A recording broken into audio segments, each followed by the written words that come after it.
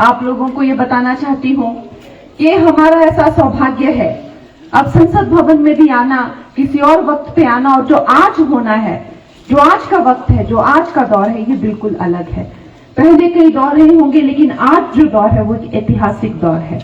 आप देखिए, अभी 2 दिन पहले या 1 दिन पहले की जो घटना, वक्फ बिल अमेंडमेंट बिल, जो कितना बड़ा एक हमारे देश के अंदर ही एक दीमक जैसे मानो कि हमारे देश को धीरे धीरे खा रही थी। जब देश के टुकड़े हुए थे, जब देश के ऑलरेडी कितने टुकड़े हो चुके और कितने टुकड़े हुए थे, तो उस वक्त पर इस तरह से कहा गया था कि वहां के हिंदू, पाकिस्तान के हिंदू यहां आ सकते हैं, यहाँ के मुसलमान वहां जा सकते हैं, कोई प्रॉब्लम नहीं है, नो प्रॉब्लम, सबको एकमात्र। और वहां हिंदुओं की अब क्या दुर्दशा है ये तो हम जानते हैं, और यहाँ मुसलमानों की आबादी जो है दिन ब दिन कैसे बढ़ रही है वो भी हम जानते हैं। तो उस वक्त पे इन्होंने क्या साजिश की थी कि वहां से जो हिंदू यहाँ आए थे, जो सर्व संपन्न थे, जिनके पास हजारों करोड़ों की जो जमीनें थी, वो पाकिस्तान की जो है वो सरकार ने ले ली थी। लेकिन यहाँ के जो मुसलमान थे वो अपनी जमीन जो है वो वक्फ बोर्ड की गठरी में डालकर चले गए थे। सोचिए, और कांग्रेस सरकार ने उसके बाद जो है ये षड्यंत्र में इस, आप कह लीजिए एक तरह से जो करप्शन की ये जो दीमक है उसमें और उन्होंने जो है वो आग लगाई, और उसके बाद जो है इनको पूरी इम्यूनिटी दे दी। आज वक्फ की जो है वो मेहनत इतनी है कि वो कहीं भी जाके किसी भी चीज को कह सकते थे कि गांव के गांव हमारे हैं,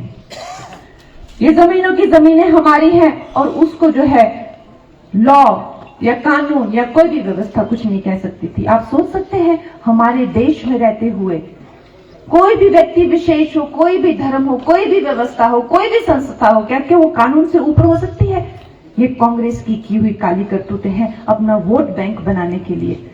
और अगर इनको कहें और इनको पूछें कि कैसे आपने आदिवासियों के जंगलों के कर्नाटका में गांव के गांव ले लिए हैं, मंदिर ले लिए हैं, चर्च ले लिए हैं, सब कुछ, यहाँ तो चांद पर जैसे लैंड हो तो चांद पे डिक्लेयर कर दिए। एक तरह से एक हंसने वाली बात लगती है, लेकिन इसको गंभीरता से सोचिए।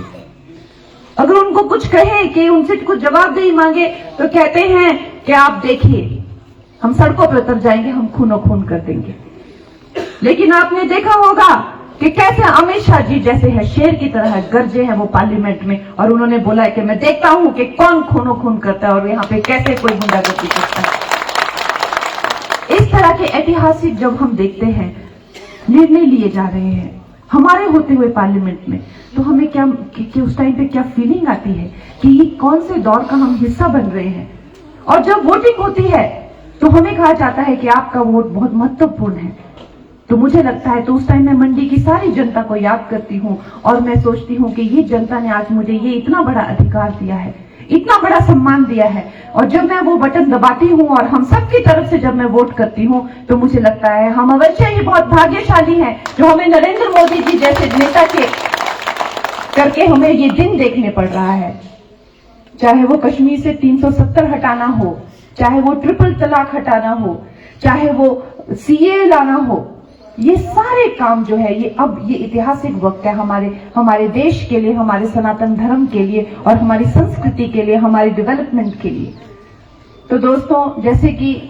अनिल जी ने कहा कि ये सौभाग्य मुझे मिला है, और मेरा क्षेत्र, जितना आप लोग मुझ पर गर्व करते हैं, जितना आप लोग मुझसे प्रेम और सम्मान करते हैं, निश्चय ही मेरे लिए भी मंडी का मेरी रगों में खून बह रहा है। मेरे दिल में जो है मंडी के लिए क्या स्थान है उसको क्या मैं कभी ज़ाहिर नहीं, शब्दों से नहीं बता सकती। एक अपनी मातृभूमि के लिए किसी को क्या प्रेम होता है वो शब्दों में उसका वर्णन कर नहीं सकता।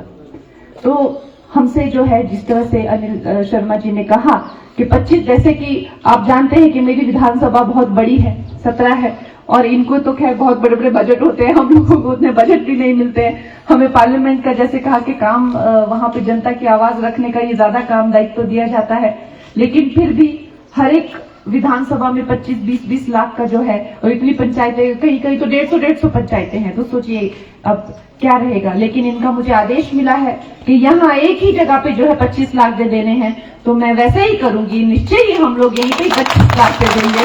उसमें कोई दो राय नहीं है। तो ये जिस तरह से इस जगह का विकास करना चाहते हैं और जिस तरह से कोटली की महत्वता है, इस महत्वता की गंभीरता को मैं भी समझती हूँ, और आप लोग आए और आगे भी जो है हम लोग किसी ना किसी तरह के कार्यक्रम जो साथ में बनाते रहेंगे। लता दीदी ने इतना अच्छा गाना बना के जो सुनाया उसका भी बहुत बहुत धन्यवाद और आप लोगों ने जो वक्त दिया बहुत बहुत धन्यवाद। जय हिंद।